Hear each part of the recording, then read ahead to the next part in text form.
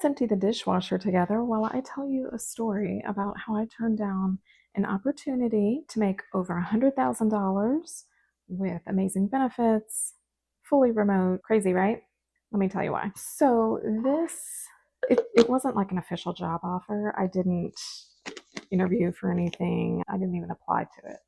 I just happened to watch a YouTube video, and a woman was telling us about this company that has these amazing jobs with amazing benefits. My initial reaction was excitement and curiosity because, hello, single mom of 6, I could totally use a fully remote job, right?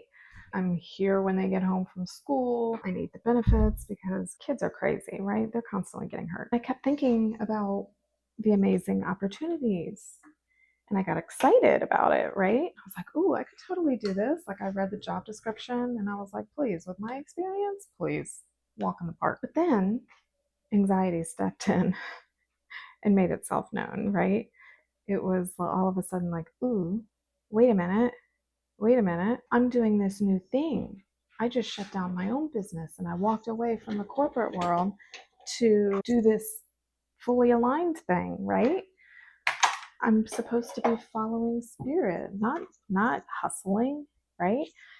And then it was a constant back and forth, right, between my soul and my ego. And my ego was saying, well, spirit wouldn't have put this in your life if it wasn't meant for you to do it. You got to take this.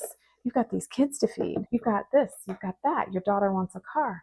You want to redecorate the house. You want to do all this, right? You want another Frenchie. And I kept going back and forth, right? Like, financial security, yes, please. But the thought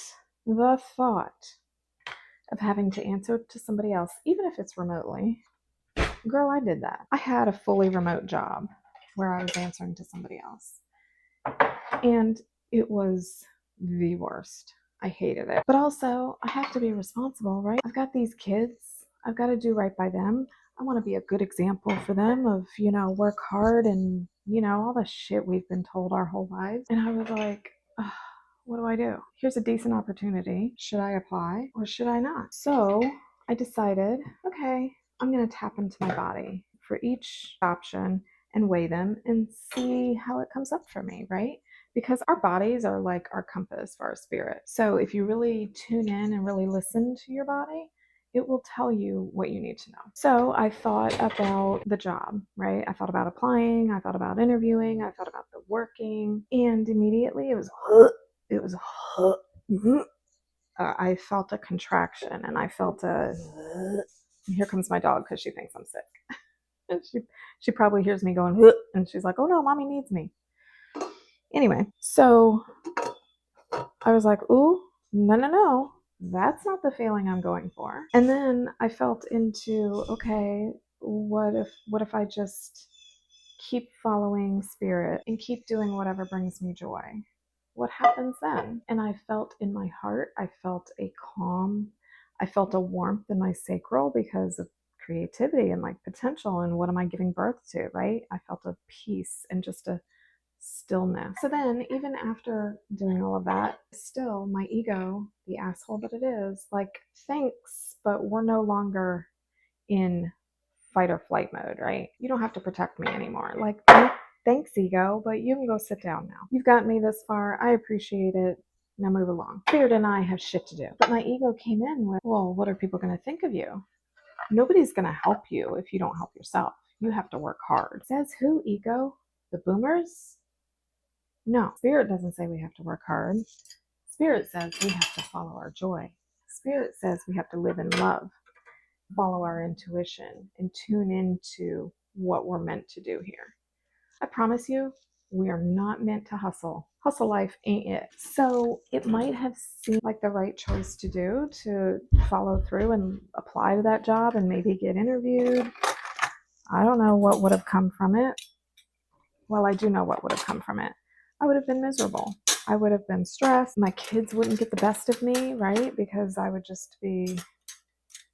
be happy.